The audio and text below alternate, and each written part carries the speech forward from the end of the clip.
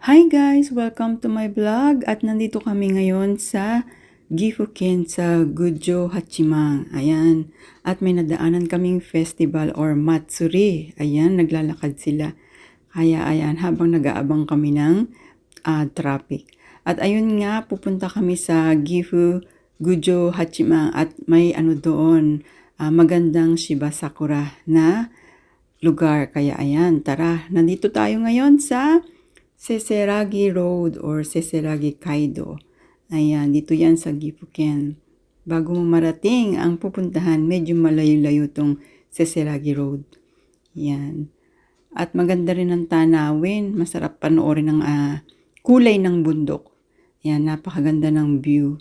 Gustong-gusto ko dito lagi kapag pumupunta kami, napakaganda ng bundok nila, makulay. Ayan, napaka-green kasi nga spring na. At ayan, nandito na tayo sa Shiba Sakura sa Kunitas Shiba Sakura. Ayan, napakaganda ng kulay, ang contrast niya. Ayan, hindi ko lang alam kung anong tawag dito sa puno na to, pero siguro sakura rin siya, kaya lang iba ang version or iba ang ang klase.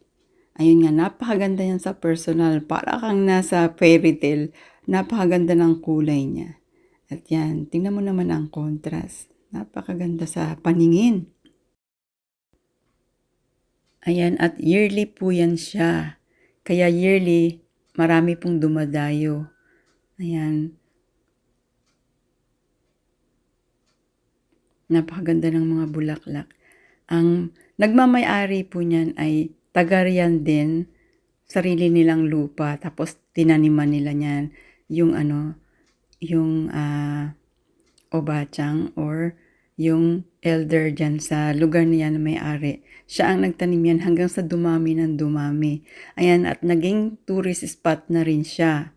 Tapos, mayroon ding parking area, kaya lang, hindi siya ganun kalalaki yung space, kaya kung dadayo ka, mas maganda na K ang dalin mong sasakyan or yung mini.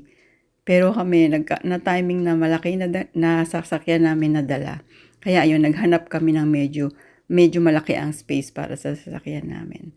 At ayun nga, after ng panunood or pagpasyal dito, meron siyang nakatayo doon na box na nasa sayo na kung maglalagay ka ng parking fee. Pero yun, kimuchi lang. Kaya marami din naman naglalagay.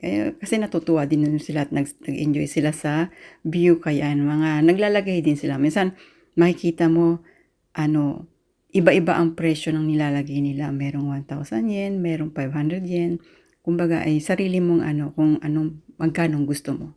At ayan nga, ang gaganda ng mga bulaklak lagi dito. Mga katabi ng mga Shiba Sakura, may mga tumutubo din mga ganyan na tinaniman nila ng mga bulaklak. Kaya maganda yung contrast niya. Masarap sa mata.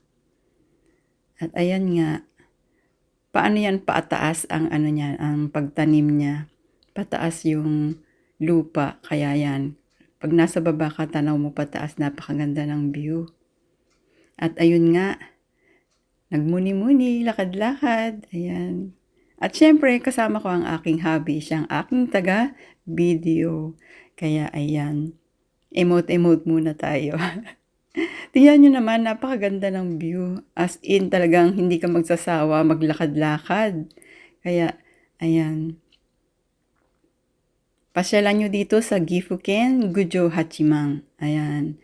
Ayan ang lugar niya. Tapos yun nga, Kunitas Shiba Sakura.